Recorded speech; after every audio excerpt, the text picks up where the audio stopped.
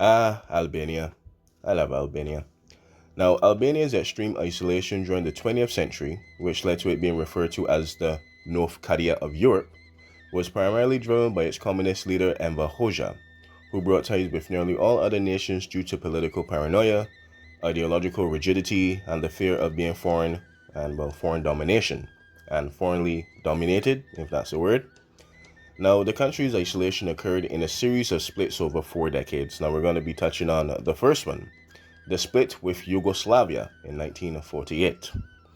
Following World War II, Yugoslavia attempted to make Albania its seventh republic. Stalin's 1948 split with Tito provided an opportunity for Hoxha to break from Yugoslavian influence, fearing that Albania would be absorbed by Yugoslavia, and also Stalin was the more powerful person in the relationship, right? Split with the USSR, 1961. After Stalin's death, because Stalin is mortal but the Soviet Union will live on until 1991, Khrushchev introduced de-Stalinization and sought to rehabilitate relations with Yugoslavia. Hoxha, an ardent Stalinist, perceived this as revisionism and a betrayal of Marxist-Leninist doctrine and principles. Albania terminated relations with the Soviets in 1961 and formally left the Warsaw Pact in 1968 following the invasion of Czechoslovakia. And also because, well, Yugoslavia wanted a seventh republic, so not really to make the best friends with somebody that wants you to be a seventh republic, right? And now the last but not least, split with China, 1978. Albania turned to China for economic aid and military assistance, sharing an ideological heaven for about 15 years. This alliance brought down when China began to improve relations with the United States of America, that capitalist pig, and Yugoslavia. Oh man, the Seventh Republic again! And softened its anti-Western stance in the 1970s and the 1980s. China stopped aid in 1978, leaving Albania completely. China stopped aid in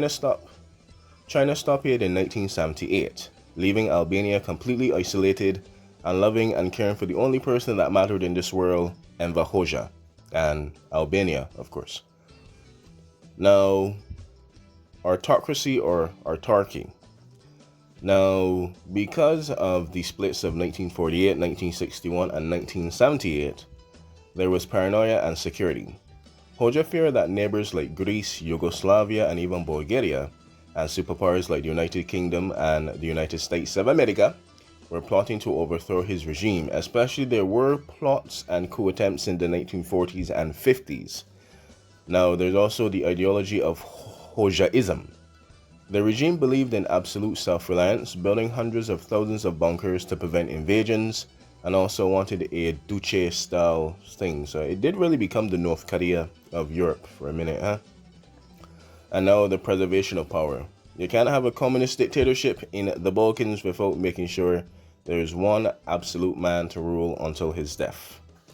Isolation allowed the ruling party to control every aspect of life, prohibiting foreign culture influence and banning religion in 1967, which I have to remake a video on, and declaring Albania the world's only and first atheist state. This isolationist approach continued until the collapse of the communist regimes in the 1980s to the 1990s, and their own regime in 1990 to 1991 before the pyramid scheme, which drove Albania into a civil war. Well, that's a topic for another day, but pretty much, like a relationship, you have your first ex, your second ex, your third ex, and then you go on this arc, and you love yourself. You make sure you're the best person in the world. You're very traumatized, and you build many, many bunkers, and make sure that nobody ever touches the great state of Albania. Bye-bye.